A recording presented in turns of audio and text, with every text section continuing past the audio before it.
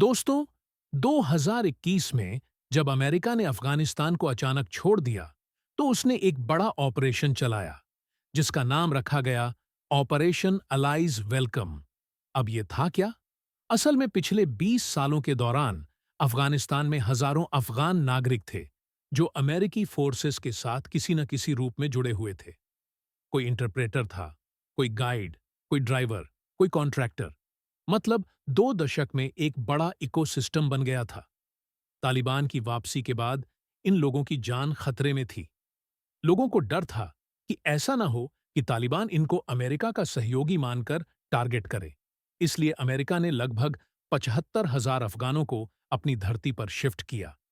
इन्हीं में से एक था रहमानुल्लाह लगनवाल, 29 साल का युवक, जो यूएस स्पेशल फोर्सेस के साथ काम कर चुका था।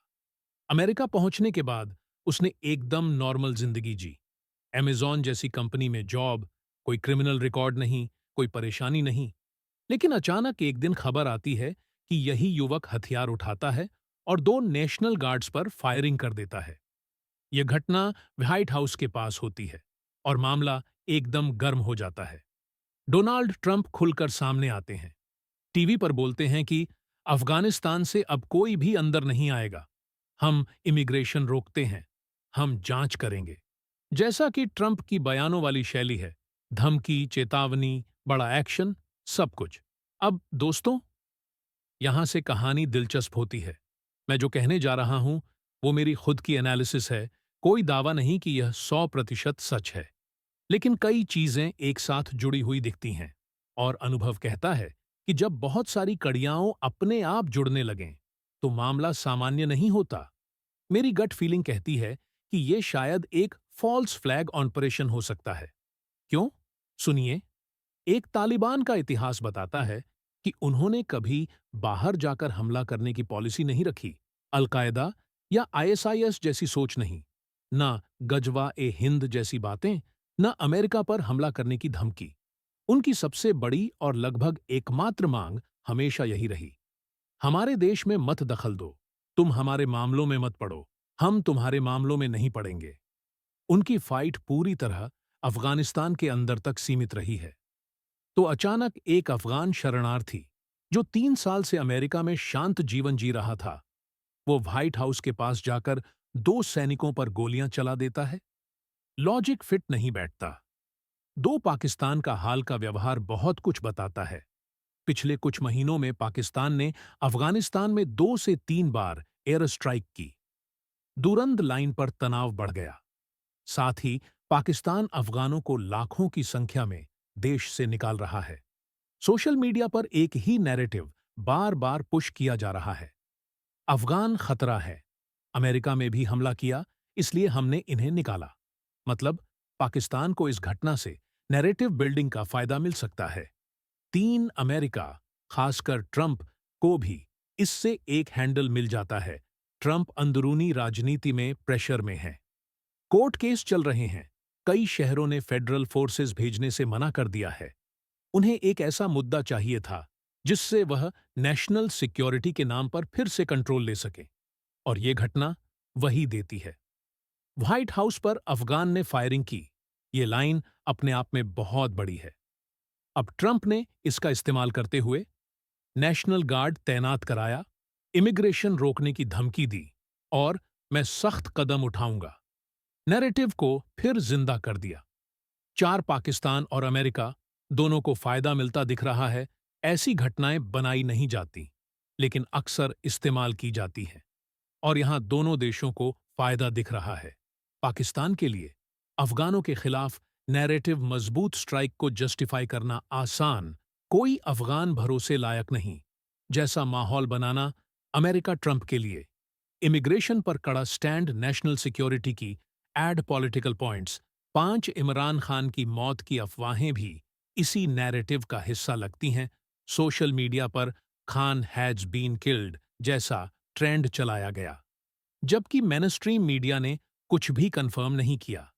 एक ही दिन में इतने संयोग होना कई सवाल खड़े करता है। दोस्तों, ट्रंप अभी अपने करियर के सबसे कमजोर मोमेंट पर हैं। वो एक और ऑफिस संभाले हुए हैं, लेकिन दूसरी ओर court case, document scandals, political pressure, सब कुछ उन्हें चारों ओर से घेर रहा है। अमेरिकी इतिहास में पहली बार एक राष्ट्रपति को बार बार कोर्ट में जाना पड़ रहा है। सुप्रीम कोर्ट में अपीलें, मीडिया में बदनामी, इकोनॉमी पर दबाव, चीन, ब्राजील, यूरोप, सबके सामने झुकने की नौबत। ऐसे में ट्रंप को चाहिए एक बर्निंग इश्यू, एक ऐसा मुद्दा जो जनता का ध्यान मोड़ दे और स्ट्रांग प्रेसिडेंट की इमेज वापस बना दे। अब अगर व्हाइट हाउस के सामने ही अटैक हो जाए और हमलावर एक अफगान शरणार्थी निकले, तो ट्रंप को अपने सबसे पसंदीदा agenda, anti immigration, national security, border control, इन सब पर हाथ मिल जाता है। ट्रंप को इस एक घटना ने नेशनल गार्ड बुलाने का बहाना दे दिया, इमिग्रेशन रोकने की धमकी का मौका दे दिया, खुद को सख्त नेता दिखाने का प्लेटफॉर्म दे दिया। अमेरिकी जनता का एक बड़ा हिस्सा पहले से ही इमिग्रेशन को लेकर डरा हुआ है। ट्रंप उसी डर को भुनाता है और यही उसका राजनीतिक स्टाइल भी है। दूसरा बड़ा पॉइंट, पाकिस्तान की गेम क्या है? दोस्तों, पाकिस्तान अभी बहुत बुरे दौर से गुजर रहा है। दम तोड़ती इकोनॉमी, आईएमएफ की शर्तें, गिरती करेंसी, बेकाबू टीटीपी और ऊपर से अफगान रिफ्यूजी का बोझ। पिछले कुछ महीनों में पाकिस्तान ने जिस तरह बमबारी की अफगानों को निकाला, सोशल मीडिया पर अफगान विरोधी कैंपेन चलाया, दुरंत लाइन पर तनाव बढ़ाया, उसका एक ही मकसद नजर आता है, अफगानों को विलेन दिखाना। अब जब अमेरिका में एक अफगान युवक आरोपों से घिरता है, पाकिस्तान इस घटना का फायदा तुरंत उठा सकता है। वो कह सकता है, देखो, हम तो सालों से कह रहे थे कि अफगान अंदर आने लायक नहीं, हम सही थे कि हमने इन्हें निकाला। ये नैरेटिव पाकिस्तान के लिए गोल्डन था और वो इसे पूरी ताकत से पुश करेगा। तीसरा पॉइंट, अफगानिस्तान को क्या मिलता है? अफगान तालिबान की इस घटना से सीधी कोई जीत नहीं है, बल्कि नुकसान ही है, क्योंकि ये घटना आगे चलकर अमेरिका को फिर से अफगानिस्तान पर दबाव बनाने, तालिबान सरकार को ब्लैकमेल करने, नए प्रतिबंध लगाने या इंटरनल एंगल से कोई प्रॉक्सी मूव करने, इन सब चीजों का मौका दे सकती है।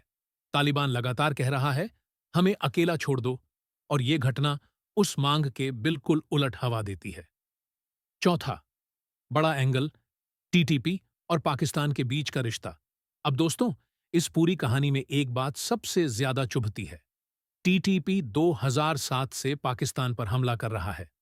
फिर पाकिस्तान ने अचानक 2025 में बड़ी सैन्य कार्रवाई क्यों शुरू की? 17 से 18 साल तक चुप क्यों बैठे रहे? ये अचानक वाला एक्टिव मोड कुछ बड़ा संकेत देता है। क्या पाकिस्तान ने जानबूझकर माहौल गर्म किया? क्या ये सब किसी बड़े नैरेटिव की तैयारी थी? क्या ये अफगानिस्तान को कमजोर दिखाने का प्लान था? या फिर बाहरी ताकतों ने पाकिस्तान को कहकर ये सब करवाया? जब इतने वर्षों तक टीटीपी को रोकने की कोशिश नहीं की और अब एकदम से हार्डलाइन एक्शन, यह अपने आप में बड़ा सवाल है। पांचवां पॉइंट, इमरान खान वाला अफवाह गेम। सोशल मीडिया पर जिस दिन व्हाइट हाउस वाली घटना हुई, उसी दिन अफवाह उड़ती है, इमरान खान को मार दिया गया। ये अफवाह किसने उड़ाई? क्यों उड़ाई? किसे फायदा हुआ? इसका टाइमिंग अपने आप में बहुत पोदोजरितल नहीं है। अक्सर बड़े नैरेटिव को छुपाने के लिए साइड अफवाहें फैलाई जाती हैं, ताकि जनता का ध्यान भटके, असली कहानी दब जाए और गलत दिशा में चर्चा शुरू हो जाए। यानी किसी भी दिशा से देखें, ये सब कुछ ऑर्गेनिक नहीं लगता। छठा पॉइंट, पाकिस्तान और अमेरिका का ऐतिहासिक कनेक्शन। दोस्तों, इतिहास गवाह है कि जब भी अमेरिका को कुछ अंडर द टेबल करवाना होता है, सबसे पहले वह पाकिस्तान को कॉल करता है।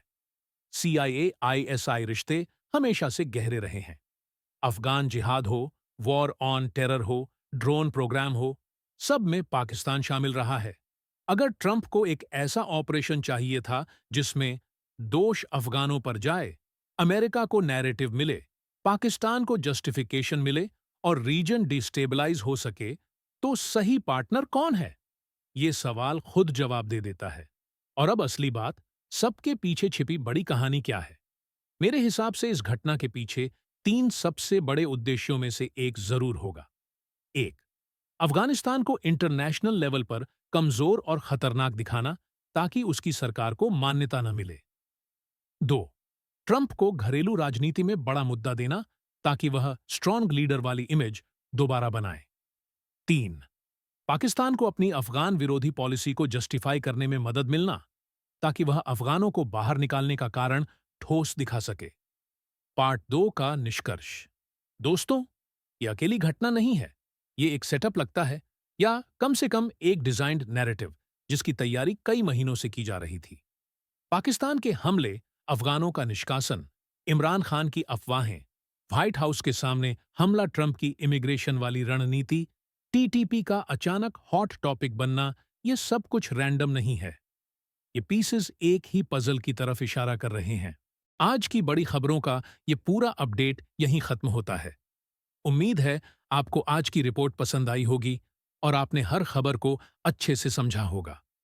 अगर वीडियो जानकारीपूर्ण लगा हो तो इसे लाइक जरूर करें ताकि खबरें ज्यादा से ज्यादा लोगों तक पहुंच सकें। और हाँ, वॉइस वायर न्यूज को सब्सक्राइब करके नोटिफिकेशन बेल भी दबा दें ताकि देश दुनिया की हर बड़ी ब्रेकिंग सबसे पहले आप तक पहुंचे। हम फिर मिलेंगे एक नई रिपोर्ट, नए अपडेट और नई सच्चाइयों के साथ। तब तक अपना और अपने आसपास के लोगों का ख्याल रखें। जय हिंद।